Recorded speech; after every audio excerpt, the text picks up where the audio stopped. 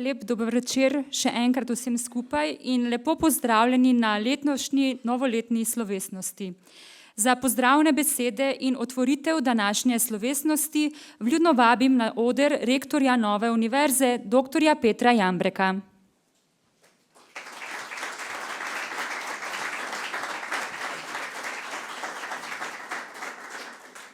Dobrodošli.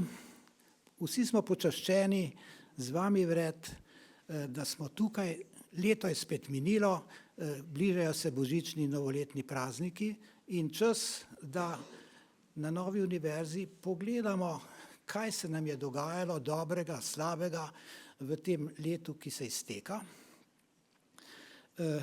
To nam bo v povzetku predstavil prorektor profesor Avbelj. Sledi in spet moram reči, da smo hvaležni in počaščeni slavnostni govor našega, bi jaz rekel, kolego, prvaka opozicije Janeza Janšo, potem pa sledijo nagrade, podelitve doktoratov in priznanja najzaslužnejšim v tem letu za razvoj Nove univerze. S tem se končuje ta slovesni del današnje prireditve in potem si bom vzel na koncu še 2-3 besede, da vas povabim na spodnje prostore, na druženje in tisti, ki običajno ostanemo do konca, tudi recimo neko vrsto zabave. Prorektor, prosim.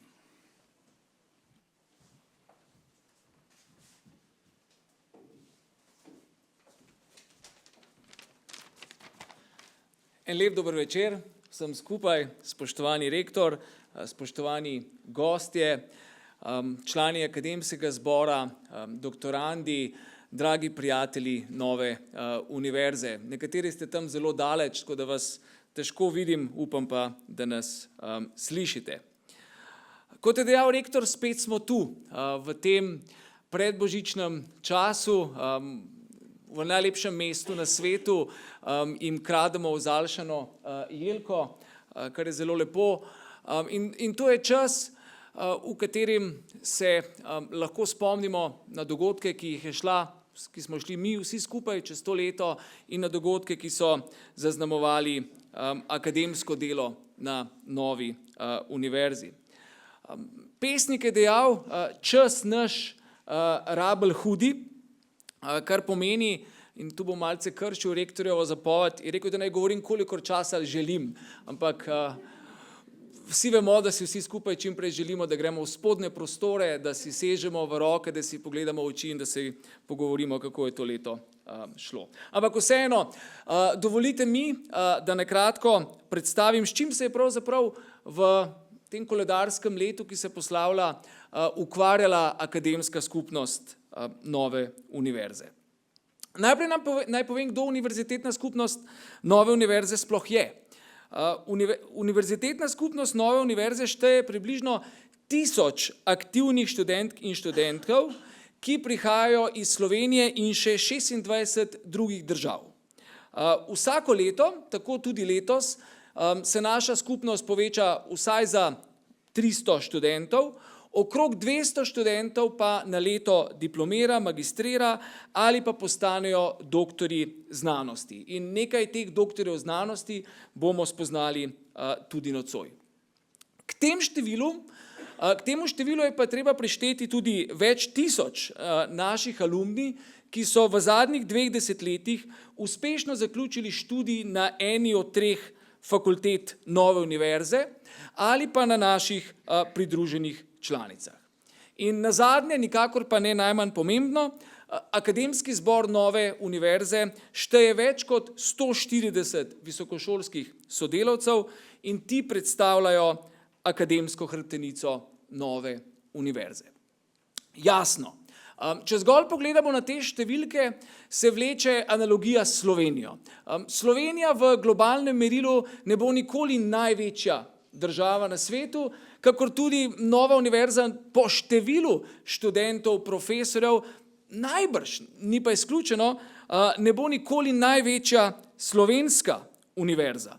Smo pa vsekakor in mogoče prav zato zelo prodorni dinamični, hitri, učinkoviti in na nekaterih nišnih področjih zelo dobri, nemara celo najboljši. V ilustracijo. Iz Sikrisa izhaja, da 4 od 15 najboljših slovenskih raziskovalcev na področju prava prihaja iz Nove univerze.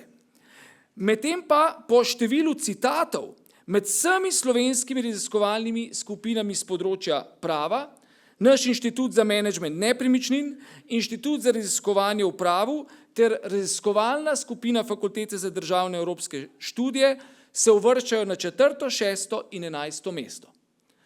Pri tem moram poudariti, da za razliko od državnih univerz, zaradi diskriminatorne zakonske ureditve, nobena od naših raziskovalnih skupin nima stabilnega financiranja, kar pomeni, da se moramo vedno znova boriti za raziskovalne projekte, posledično imamo tudi manj zaposlenih raziskovalcev, toda ti so posledično toliko bolj produktivni in raziskovalno aktivni.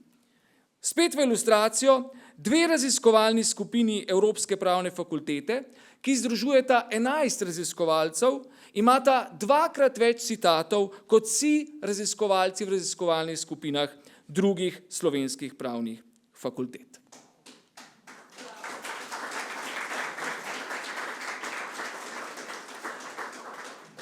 Sicer omenjajoč raziskovalne skupine, na Novi univerzi že več let gojimo raziskovalne projekte z področja ustavnosti, vladavine prava, demokracije, gospodarstva, varovanja človekovih pravic, zaščite okolja, menedžmenta nepremičnin, slovenskih študij, celokupnega delovanja Evropske unije. V prihodnjem letu pa bomo izvajali tudi projekt umetne inteligence na področju ustavnosti.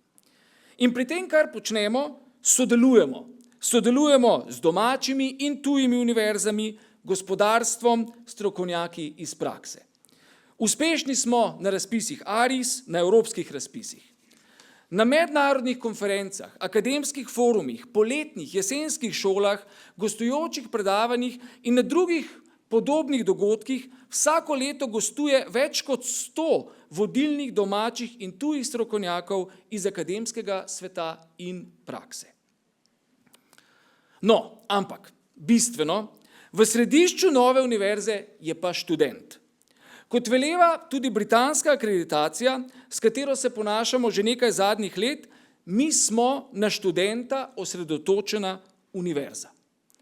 Za študente v prvi vrsti skrbijo naše strokovne sodelavke v referatu, knjižnici in glavnih tajniških fakultet, še posebej pa se zanje trudijo v okviru kariernega centra, kjer na leto za študente organizirajo več kot 30 najrazličnejših dogodkov, strokovne ekskurzije, obiske institucij doma in tujini, seminarje ter druga usposabljanja.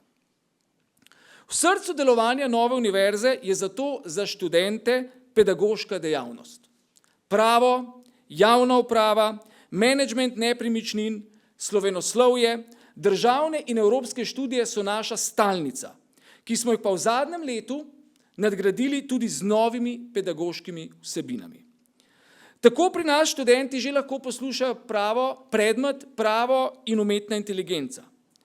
V naslednjem študijskem letu pa bodo lahko študenti prava prvi v Sloveniji v okviru prenovljenega magistrskega modularnega študija na Evropski pravni fakulteti celovito spoznavali trajnostno pravo, športno pravo in alternativno reševanje sporov.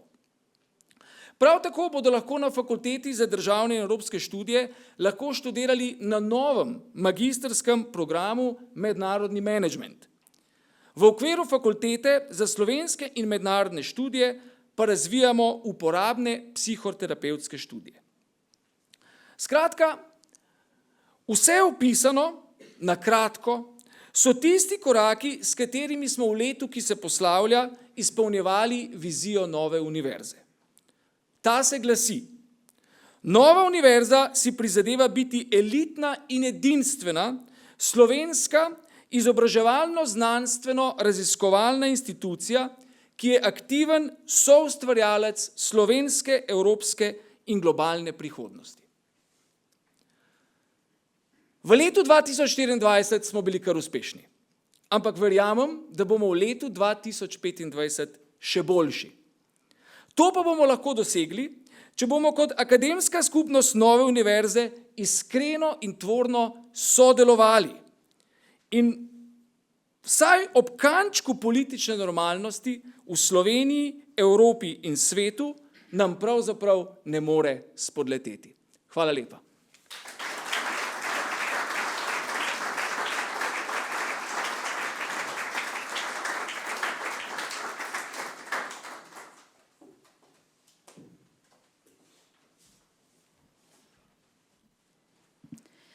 Najlepša hvala za otvoritev današnjega slovesnega večera. Letošnji slavnostni govornik je gospod Janez Janša, ki ga bo predstavil profesor Ernest Petrič. Prosim gospoda Janšo in profesorja Petriča, da prideta na oder.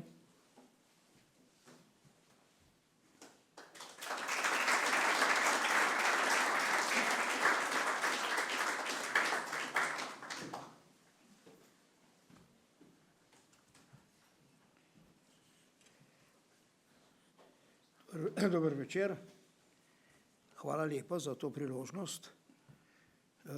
Čas za to predstavitev je zelo omejen in zato bom seveda lahko rekel samo par besed. Bi pa lahko se reklo veliko. Sicer gospoda Janeza Janšo verjetno v Sloveniji vsak pozna, mogoče kakšni otroci ne, tako da tudi sam ne bom govoril o stvareh, ki so vam več ali manj vsem poznane. Ampak par besed. Gospod Janez Janša, nekoč študent, tudi moj, je stopil v javno življenje v 80-ih letih prejšnjega stoletja. To je bil zanimiv čas. Takrat se je pravzaprav Evropa nekako prenavljala. Obstojala sta še dva kvazi imperija, Sovjetska zveza in Jugoslavija, nekakšna specifična tipa ostanka kolonialne dominacije s prevladajočim narodom, v enem primeru Rusija, v drugem primeru Srbija.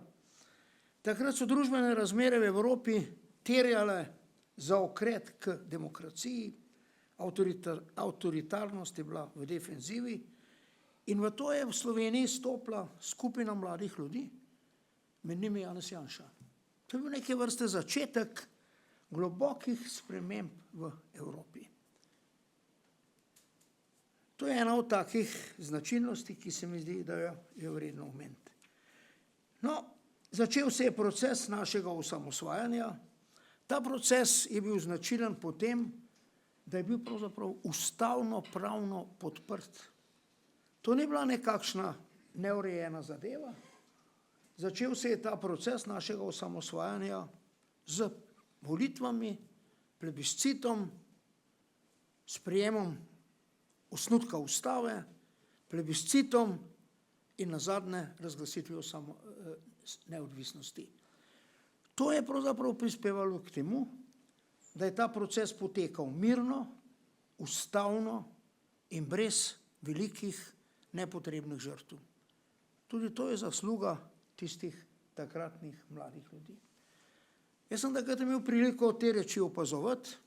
Spomnim se enega sestanka v preddvorju predsednika Kučana, ne vem, če se ga ti spomniš, ti pa Bavčar sta tam sedela, oba v uniformah. Takrat sem začutil, da bo stvar uspela. Da bomo Slovenci dobili svojo neodvisno državo. In res je uspela. V nadaljnjem procesu seveda so stvari tekle svojo pot. Janez Janša je 3-krat vodil slovensko vlado. Tako rekoč od leta 1993 je bil neprestano član našega parlamenta.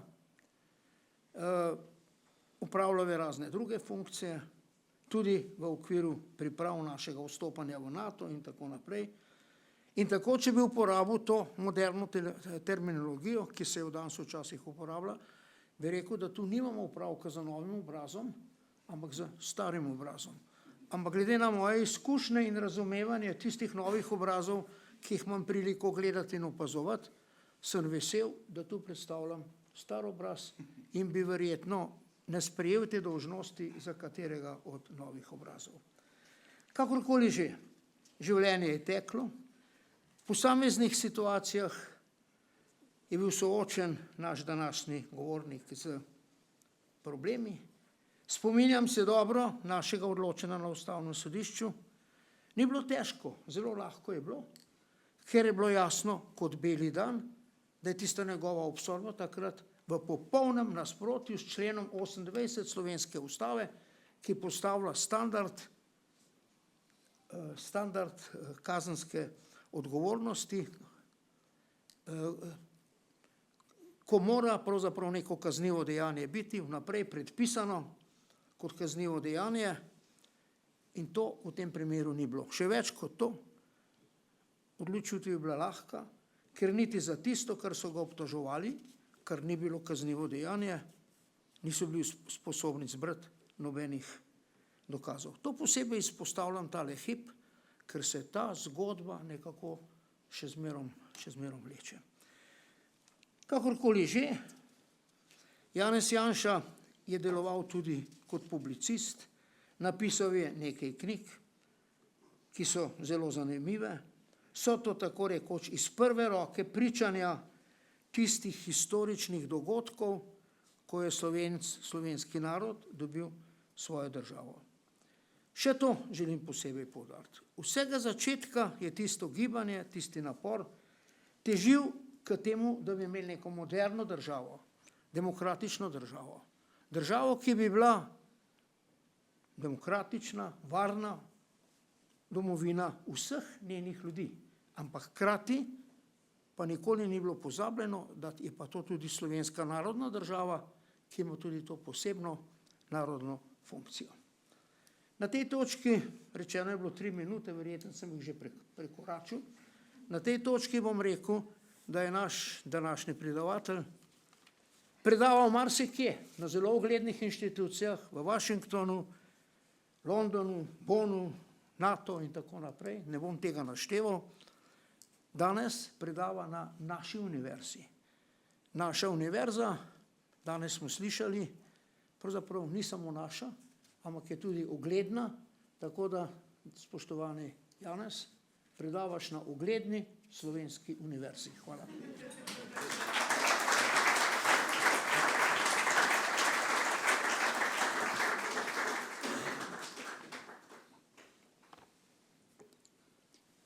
Torej, spoštovani gospod profesor dr. Petrič, hvala za te laskave besede.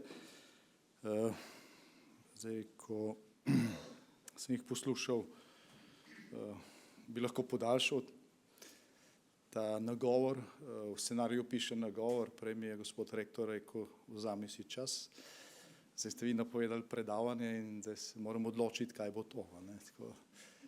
Ampak sem izredno počaščen, da vas lahko nagovorim zaradi razloga, ki ga bom omenil kasneje in se vam zahvaljujem za to čas in priložnost. Zdaj se običajno svojih govorov ne berem ali pa nastopov ne berem, ampak ko sem dobil scenarij za to slavnostno prireditev, je tam pisalo 12 minut in to je pač težko ujeti. Pa slučajno sem imel na Celjskem sodišču danes nekaj časa dopoldne in sem si napisal. Rad bi pa spregovoril nekaj besed o problemu ali pa problematiki, ki me mori že dolgo časa in ki se dejansko nanaša na akademsko sfero zahodne civilizacije in na razloge, zakaj se je ta v zadnjih desetletjih tako drastično spremenila. Pravzaprav, zdaj, če bi zbirali neke bolj dramatične besede, bi lahko rekli, da v zahodni sferi ali pa da v akademski sferi zahodnega sveta, zahodne civilizacije poteka spopad za razum, vojna proti razumu in obramba tega razuma. Verjetno se bomo vsi strinjali s trditvijo, da je akademski svet nastal iz težnje po iskanju resnice preko preverjanja dejstev. Če pogledate spletno stran Harvardske univerze, se tam sveti ena velika beseda še vedno, veritas, resnica. Moto Yale univerze je svetloba in resnica. Vsaj tako piše na ustanovnih aktih.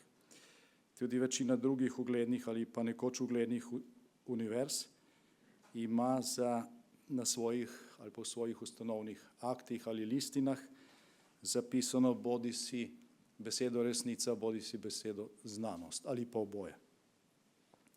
Pravzaprav nobena starejša univerza, sem bral eno knjigo, ker je ta raziskava objavljena, v svojem motu nima zapisano nič v zvezi z občutki. Ker je akademski svet oblikovan z namenom iskanja resnice. Brez tega, se pravi, brez akademskega sveta, katerega smoter je iskanje resnice, danes ne bilo moderne, ali pa upam, da ne govorimo o preteklosti, ne bi nastala nobena moderna liberalna družba. Kaj pa so sploh temeljne značilnosti tega, kar si predstavljamo pod moderno liberalno družbo? Neil Ferguson, profesor zgodovine iz Harvarda, znan zgodovinar, je naštel 6 značilnosti, ki so v preteklosti zahodno civilizacijo, Zahod na kratko, naredile vodilnega v svetu. Zdaj, teh šest značilnosti so konkurenca, znanstvena revolucija, osebna lastnina, sodobna medicina, potrošniška družba in delovna etika. Gad Saad, kanadski profesor, ki je hkrati avtor sijajnih študij o dosežkih in stranpoteh moderne ali pa nasploh zahodne civilizacije in njegova dela to priporočam v branje, pa pravi, da sta bila ključna razloga za vodilnost zahodne civilizacije pravica do razprave o katerikoli ideji oziroma, če se izrazim v besedah, ki so nam bolj znane, da sta bila to svoboda govora in izražanja v povezavi z znanstveno metodo testiranja različnih idej. Oboje je naredilo zahodno civilizacijo veliko napredno. Gre torej za svobodo govora in za svobodno znanost. Vendar pa, kot ugotavlja ta profesor v svoji študiji pod naslovom Parazitski um, v zadnjem času veliko znanih in pomembnih univerz na Zahodu med naštevanjem svojih temeljnih vrednot na spletnih straneh, ki so nastale v zadnjih 2 desetletjih, izpušča resnico. Ta beseda se ne pojavlja več, ampak se pojavljajo besede socialna pravičnost, kulturna kompetentnost in raznolikost. In v tej analizi je seveda tudi ugotovljeno, da so svoje učne programe številne ugledne ali pa nekoč ugledne zahodne univerze pospešeno vgrajevale vsebine, ki ustvarjajo umetna nasprotja med razmišljanjem in občutki, med razumom in čustvi. Pred težnjo po iskanju resnice se je postavila težnja po omejevanju njenih bolečih posledic. Ljudje pa smo bitja razuma in čustev. Problem nastane, kadar v posamezni situaciji forsiramo za uporabo napačen pristop. Se pravi, ko nas čustva vodijo v situacijah, ko bi moral prevladovati razum ali obratno. Zdaj, zgodovina človeštva nesporno dokazuje, če malo poenostavimo, da so v naš genski zapis kot razumnega človeškega bitja vtkani tako svobodo govora in iskanje resnice, kot težnja po osebni svobodi in dostojanstvu vsakega posameznika, prav tako etika meritokracije, kar pomeni, da se nam zdi prav, da je dobro pač nagrajeno recimo dobro delo in slabo, ne? Pa tudi intelektualna raznolikost. Od nekdaj se je spoštovalo ljudi, za katere se je smatralo, da pač vedo nekaj več.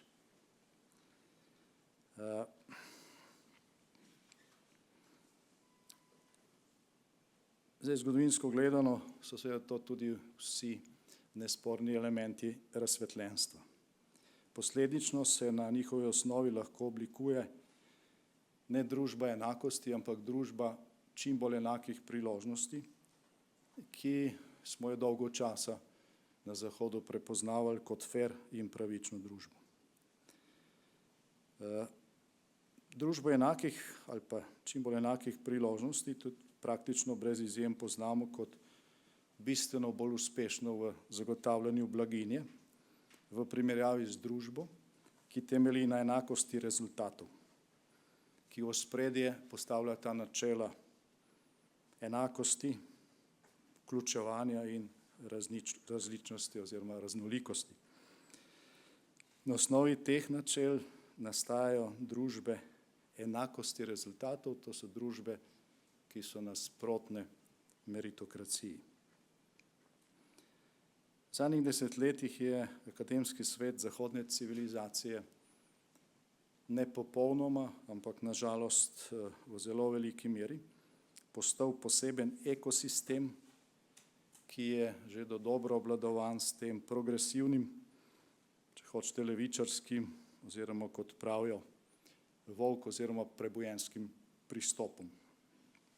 Zdaj te protiznanstvene, protirazumske, te iliberalne ideje, kot so postmodernizem, radikalni feminizem, transspolni aktivizem, socialni konstruktivizem, kulturni in moralni relativizem, politična korektnost in kultura manjšinskosti. Zdaj te ideje v bistvu uničujejo našo zdravo pamet ali pa naše razumevanje stvarnosti.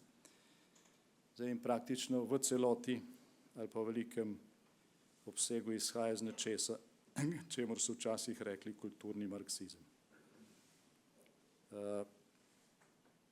ki je hotel preko kulturnega boja, ne pa preko krvave ali pa oborožene revolucije, vstaje priti do Marksove brezrazredne družbe.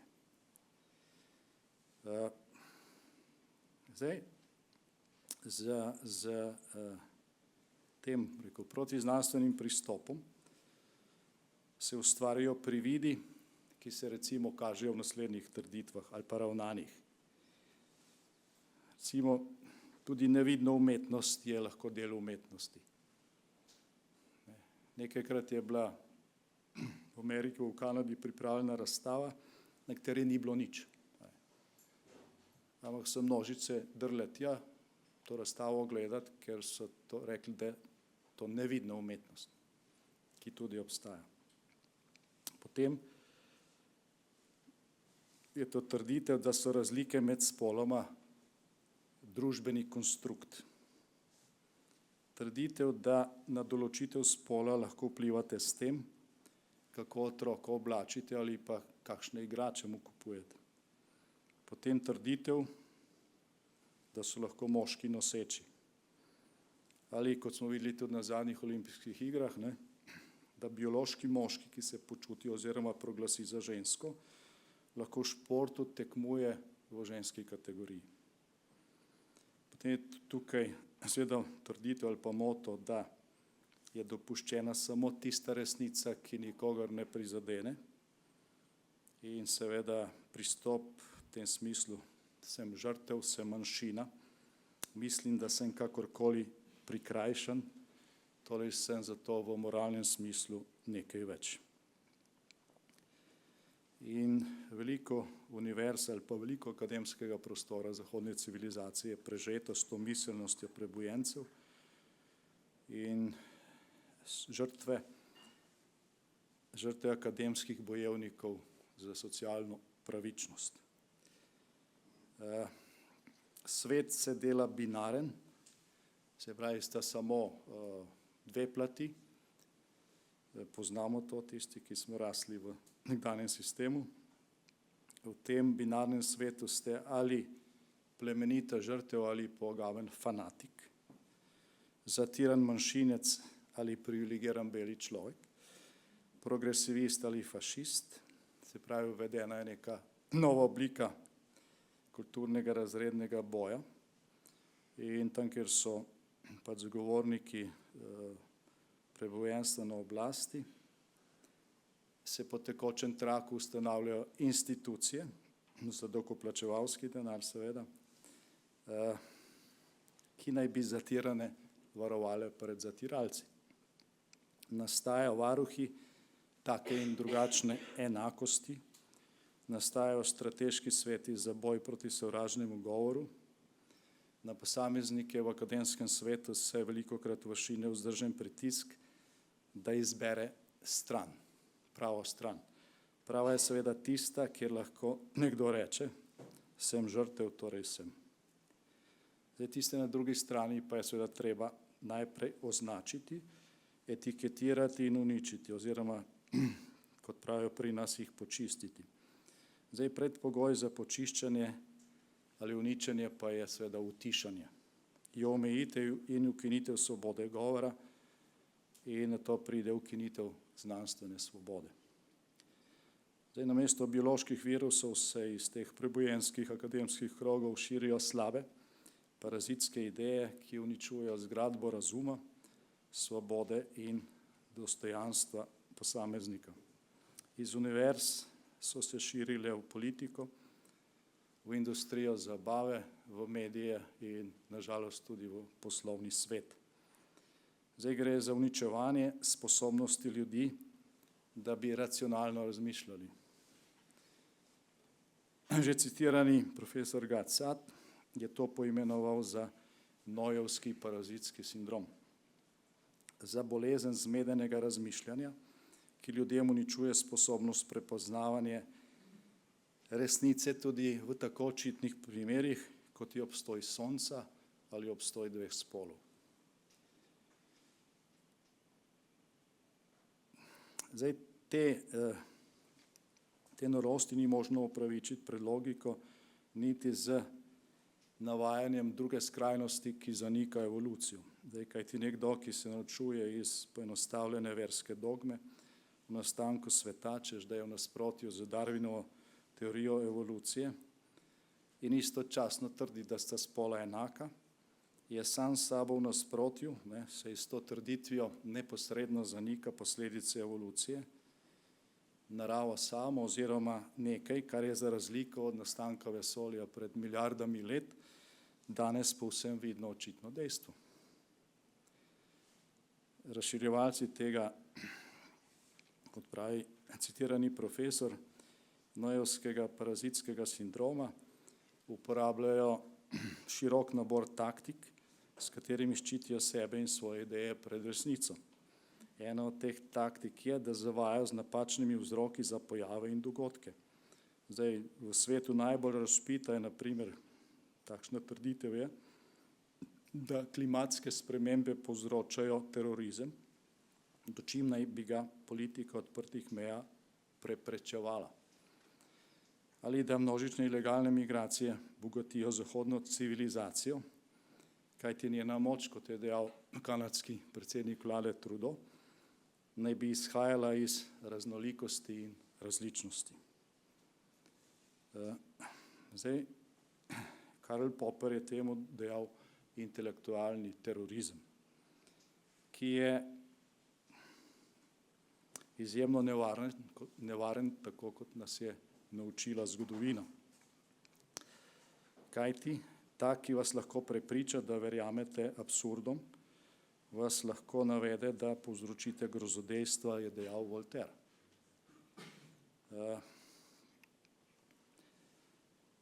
Leta 2010 so nizozemskega politika Geerta Wildersa obsodili zaradi sovražnega govora, ker je kritiziral islam. V sodbi je pisalo, citiram, ni važno, če je bil njegov opis situacije resničen.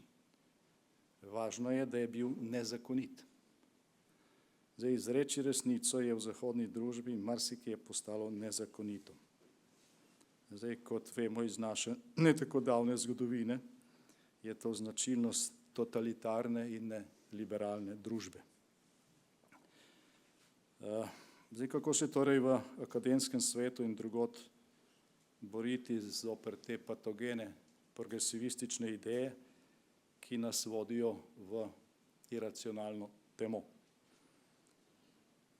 Zdaj, en način je v tem, kar je prej povedal vaš dekan, ko je dejal, da želi biti nova univerza elitna, najboljša, ne, da želi tekmovati, ne, kar seveda pomeni, da ne želi biti povprečna, ne, da se ne želi izgubiti neki povprečnosti, zato da ne boste s tem, ko boste boljši od drugih, koga užalili. Ne, zdaj, jaz sem v teh besedah prepoznal tisto, kar je zapisano v motih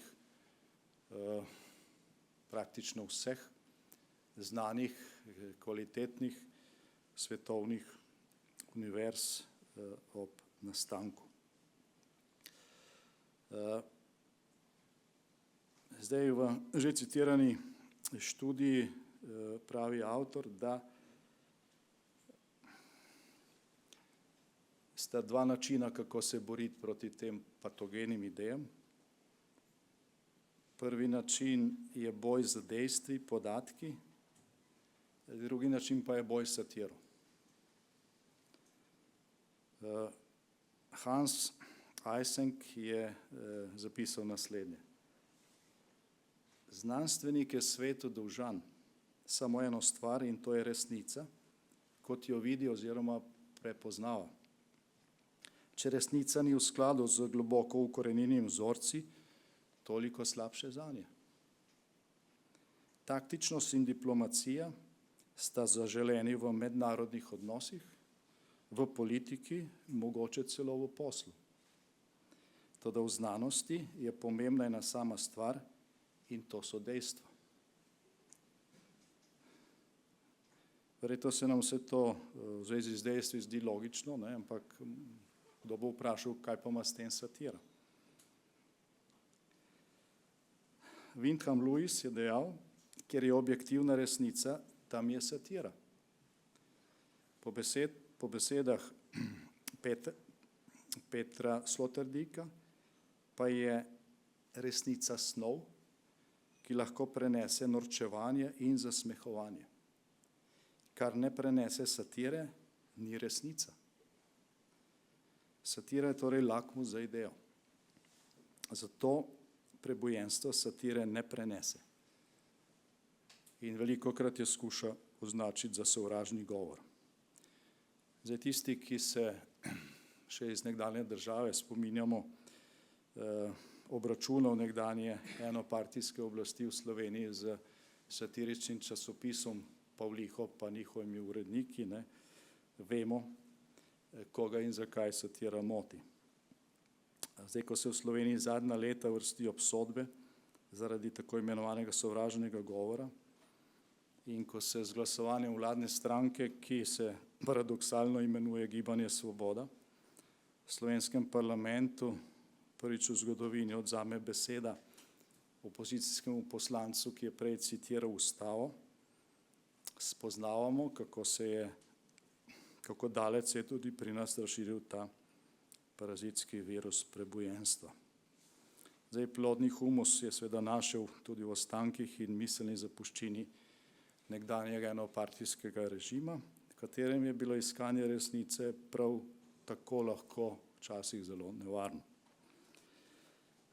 Zato danes, po mojem, ni nič bolj pomembno, nasploh in še posebej v akademskem svetu, kot bitka za svobodo govora oziroma izražanja, svobodo vesti ter zavezanost znanosti, razumu in zdravi logiki napram raznim dogmam in konstruktom. Zdaj, kako daleč je ta protiznanstveni, protirazumski, virus prodrl, smo lahko videli v času pandemije, ko je zame presenetljivo veliko število ljudi Lahko bi govorili o 10 tisočih ali pa 100 tisočih celo v Sloveniji, izražalo praktično skrajni dvom v cepivo. Se pravi, v nek dosežek znanosti in medicine, zaradi katerega je danes na svetu najbrž nekaj milijard ljudi več, ker bi sicer pomrli, če ne bi bilo iznajdenih cepiv za bolezni, ki so desetkale človeštvo, pa kljub temu se je potem bolj verjelo zapisom na Facebooku, kot pa celi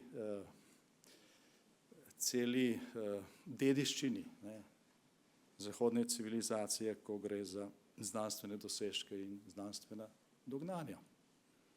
In se tega ni bilo veliko samo v Sloveniji, praktično povsod po Zahodu je bilo tega ogromno. Potem pa smo se pogovarjali s kolegi iz držav, za katere včasih v Sloveniji tako slabšalno mislimo, da so nerazviti, pa teh problemov niso imeli. In to je pravzaprav pri meni osebno sprožilo to spraševanje, kaj je tisto, kar je povzročilo stanje, za katerega si nekaj 10 let nazaj ne bi nikoli mislil, da je pač pri nas možno.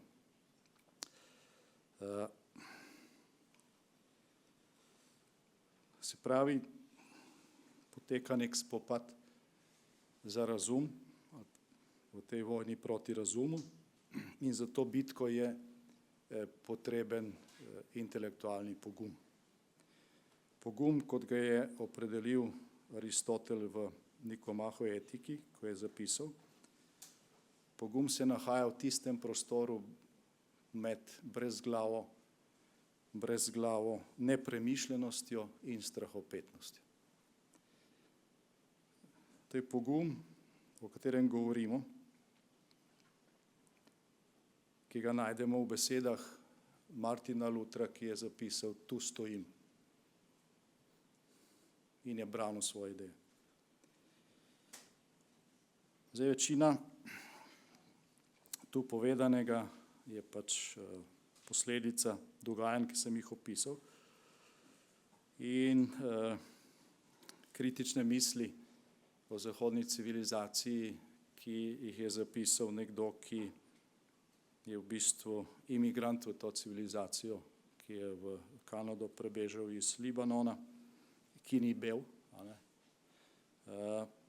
To je profesor Gad Saad in toplo priporočam branje njegova dela, kot so Parazitski sreča ali pa Kako nalezljive ideje uničujejo zdravo pamet. Glede na to, da sem večino tega, kar sem povedal, črpal pri njemu, tudi zaključil z njegovim stavkom iz te knjige Parazitski ko zapiše: mogoče smo res padli v brezno globokega ludizma, vendar še ni prepozno, da se oprimemo vrvi razuma in splezamo ven, najdemo pot in se vrnemo nazaj pod luč logike, znanosti in zdrave pameti. Hvala lepa, ker ste potrpeli, ker so pred nami praznični dnevi, vesel in blagosloven Božič vsem, ponosno praznovanje dneva slovenske samostojnosti in enotnosti in veliko intelektualnega poguma v novem letu. Hvala lepa.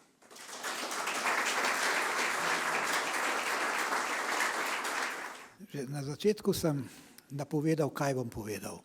To je, še enkrat se osebno in z prorektorjem in sedanjimi dekani zahvaljujem vsem, ki ste prispevali k temu, da je bila univerza in njene članice v letu 2024 uspešna, da je šla naprej, ne tako hitro, kot bi si želeli. To bomo poskušali pospešiti v naslednjem letu ali več naslednjih letih. Zahvaljujemo se seveda študentom za prizadevno delo, profesorjem za uspešno izobraževanje, seveda zlasti našim strokovnim sodelavkam, ki delajo trdo vsak dan za to, da ves študijski proces hitro in normalno in učinkovito in prijazno poteka. S to zahvalo pa zaključujem to današnjo prireditev, še posebej se spominjamo in ostalo nam bo med prazniki v spominu povzetek delovanja Nove univerze, ki ga je podal kolega Matej Avbelj, in pa tehtne besede, ki smo jih slišali od Janeza Janše kot slovesnega govorca. Toliko za ta slovesni del prireditve. Zdaj pa prosim, če se premaknemo počasi eno nadstropje dol na neformalno prijateljsko druženje te akademske skupnosti Nove univerze. Hvala lepa.